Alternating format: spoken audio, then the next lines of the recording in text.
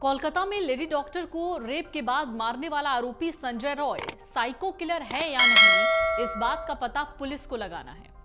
Medical college के seminar hall में मृतक का शव मिला था।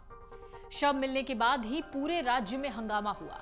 जगह जगह प्रोटेस्ट होने लगे। सवाल उठने लगा कि आखिरकार अस्पताल में एक ट्रेनी डॉक्टर का रेप और फिर मर्डर, ये कैसे हो सकता है। अस्पताल प्रबंधन की मंशा पर लगातार सवाल उठ रहे हैं। इस बीच कोलकाता हाईकोर्ट के आदेश पर सीबीआई ने पूरे मामले की जांच शुरू कर दी। सीबीआई ने आरोपी संजय रॉय से भी पूछताछ की। घटनास्थल पर उसे ले जाकर रिक्रिएट करवाया गया। सीबीआई मेडिकल कॉलेज के पूर्व प्रिंसिपल संदीप घोष से लगातार पूछताछ कर रही है।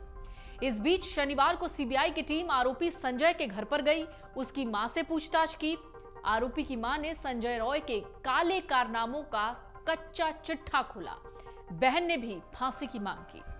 अब ऐसे में सवाल ये उठता है कि आरोपी का जो मनोवैज्ञानिक मूल्यांकन टेस्ट होना है वो कैसा होगा, कितने सवाल पूछे जाएंगे, कौन से सवाल पूछे जाएंगे और ये पूरा टेस्ट का प्रोसेस क्या होता है। तो चलिए आपको बताते हैं संजय रॉय साइकोलॉजिकल टेस्ट के बाद किस तरीके से सारे राज खोलेगा। सीबीआई कोलकाता में डॉक्टर के साथ बलात्कार और हत्या मामले में आरोपी संजय रॉय का मनोवैज्ञानिक मूल्यांकन करने का फैसला कर चुकी है। सीबीआई के अधिकारियों का कहना है कि दिल्ली के केंद्रीय फॉरेंसिक विज्ञान प्रयोगशाला यानी CFSL से व्यवहार विश्लेषकों और मनोवैज्ञानिक की एक टीम आरोपी की आवश्यक परीक्षण करने के लिए कोलकाता पहुंची।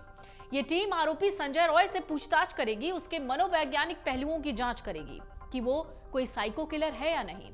आरोपी संजय रॉय को कोलकाता पुलिस ने वारदात के दूसरे दिन ही टूटे हुए हेडफोन यानी ब्लूटूथ डिवाइस से पकड़ा था।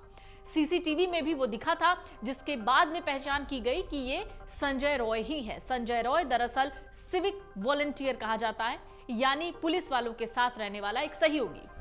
कोलकाता हाईकोर्ट के आदेश के बाद कोलकाता रेप कांड का जिम्मा सीबीआई के हाथ में है।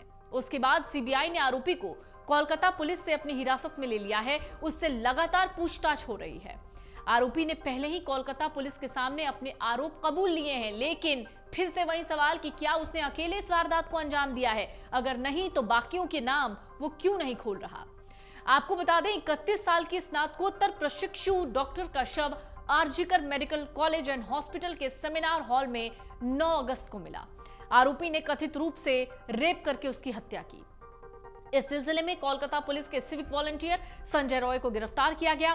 संजय रॉय साल 2019 में सिविक वॉलंटियर का काम कर रहा था और पुलिस का आरोप है कि आरोपी संजय रॉय ने कम से कम 4 बार शादियां की हैं। वो अक्सर कोलकाता के यौन कर्मियों का इलाका सोनागाछी भी जाया करता था। सोनागाछी दरअसल कोलकाता का रेड लाइट एरिया है। आरोपी एक प्रशिक्षित मुक्केबाज भी है। वो पिछले कुछ सालों से कोलकाता पुलिस के वरिष्ठ पुलिस अधिकारियों के काफी करीब आ गया। उसके बाद आरोपी का कोलकाता पुलिस कल्याण बोर्ड में ट्रांसफर हुआ और आरजीकर मेडिकल कॉलेज और अस्पताल की पुलिस चौकी पर उसकी नियुक्ति हुई। वो बिना किसी पूछताछ के अस्पताल में, बिना किसी रोक टोक के अस्पताल में आया जाया करता था। तो इन सब के बीच में साइको टेस्ट कैसे होता है और इसमें कितना वक्त लगता है, ये पूरा प्रोसीजर समझ लीजिए। सीबीआई से जुड़े सूत्र कहते हैं किसी भी आरोपी का जब साइको एनालिसिस टेस्ट होता है तो उसकी प्रक्रिया में करीब 3 से 3.5 घंटे लगते हैं। इस प्रक्रिया के तहत आरोपी की साइकोलॉजी को जानने के लिए कई तरीके का टेस्ट होता है, जिससे कि उसकी आदतें और व्यवहार के साथ साथ उसकी समझ को भी जानने और समझने की कोशिश होती है। इस टेस्ट के दौरान मनोचिकित्सक आरोपी से बेहद शांत तरीके से कई तरीके के सवाल पूछते हैं, जिससे आरोपी के जहन में घूम रही बातों और उसकी आदतों को एक जवाब के तौर पर जानने की कोशिश होती है। इस दौरान उसके गुनाहों से जुड़े कई सवालों को घुमाया फिराया जाता है और कई तरीके से पूछे जाते हैं, जिससे कि गुनाह की जो असलियत है उसे समझा जा सके, यानी मोटिव ऑफ क्राइम क्या होगा। इस टेस्ट में संजय रॉय के दिमाग का अध्ययन, या यूं कहें कि उसके दिमाग का मनोवैज्ञानिक तरीके से पोस्टमार्टम होगा। इस टेस्ट के लिए सीबीआई को किसी तरह से कोर्ट की परमिशन की जरूरत नहीं पड़ती। महत्वपूर्ण बात यह है कि इस टेस्ट के जरिए और इस टेस्ट के नतीजों के बाद जरूरत के हिसाब से आरोपी का कोर्ट की परमिशन से brain mapping lie detector narco test करवाया जा सकता है।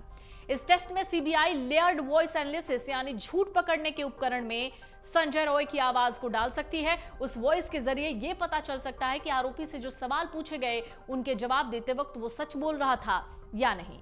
तो कौन कौन से सवाल पूछे जा सकते हैं इस टेस्ट के दौरान? सवाल हो सकता है तुम्हारा नाम क्या है, तुम क्या करते हो, तुम्हारे परिवार में कौन कौन है, तुम्हारे पास कितने मोबाइल फोन हैं, उनके नंबर बताओ, अपने दोस्तों के नाम बताओ, तुम्हारी किसी से कोई दुश्मनी है, अगर है तो क्यों है, उसके नाम बताओ, तुमने घटना के दिन क्या क्या किया, घटना के पहले कहाँ कहाँ गए, किस किस से मुलाकात की, वारदात की रात क्या तुमने शराब पी थी, तो कितनी पी थी, क्या तुम नशे के आदी हो, वारदात की रात तुमने अस्पताल में क्या किया, किस किस से मिले, तुम सेमिनार हॉल क्यों गए, तुमने पीड़िता को कहाँ देखा, फिर क्या तुम्हारी पीड़िता से कोई बात हुई थी, उसकी हत्या करते वक्त तुम्हें डर नहीं लगा, वारदात को अंजाम देने के बाद तुम कहाँ गए, किस किस को फोन किया, क्या किसी को वारदात के बारे में बताया था, तुम्हारे फोन से पोर्न वीडियो मिले हैं, तुम्हें वीडियो देखने की ये लत कब से है।